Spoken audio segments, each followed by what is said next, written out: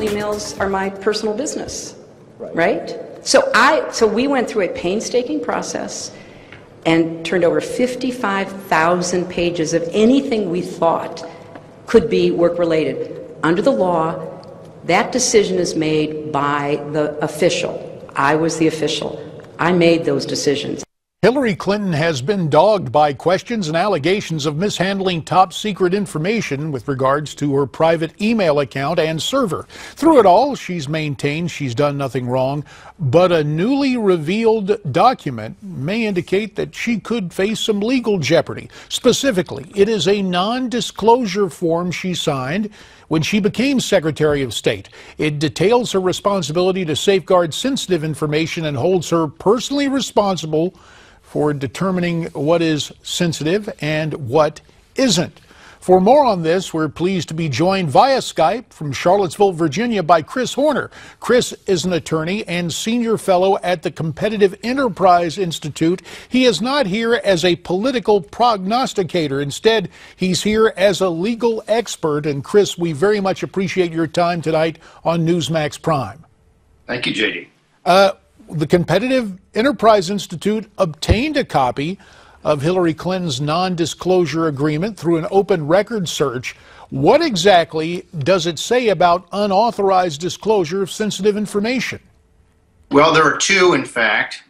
We received this production last night in litigation that, it will be helpful to know, came about because we wanted to know specifically where this idea that treaties can just be declared not treaties, whether it's with Iran or global warming is what we were particularly looking at, where this came from, because it was cooked up on Secretary Clinton's watch, and then this idea of a tremendous wealth transfer that the administration is going to promise in the name of global warming. But in the process of being thorough and trying to figure out where might these records be, will they all be on her private homebrew server, will there be any on state.gov, did she attest that she no longer has any work-related records on a thumb drive or a private server?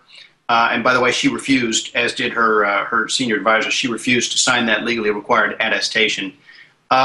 We received a document production last night, 3 in fact, in which there were 2 non-disclosure agreements. One was for classified information, and one was for sensitive information, sensitive compartmented information.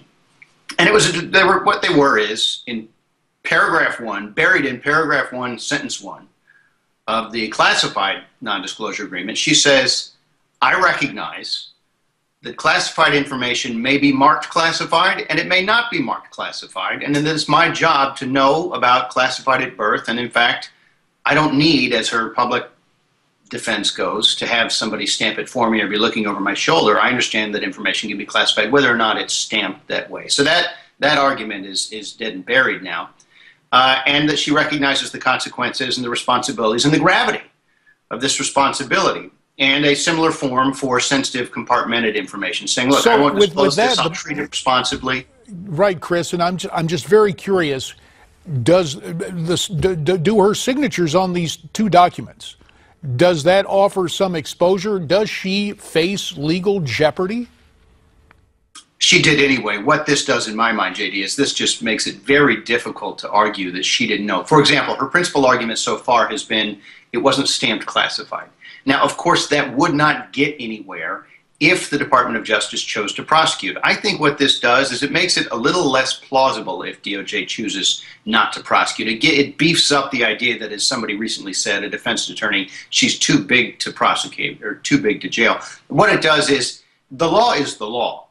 There are numerous provisions throughout the criminal code, which I am not expert in, but we have found our way rubbing elbows against in this context, because we keep finding senior Obama administration officials using private email accounts, in this case a homebrew server, which constitutes removing documents. And that's, as we've had a judge note in a recent case, we lost, but in a footnote issued the day after this story broke, Judge Gladys Kessler said, of course, if this was classified information, it would be an unlawful, a criminal removal of federal documents, which was interesting. In other words, her signing these documents leaves little wiggle room to say, I didn't know. There really wasn't any plausibly anyway, but publicly, people now know. Here, right after you joined the State Department, the signature here is January 22nd, 2009, on both documents, you acknowledged the information may or may not be marked classified, but it's still classified, you are charged with the responsibility of knowing that, knowing the gravity and the consequences. And those consequences are out there.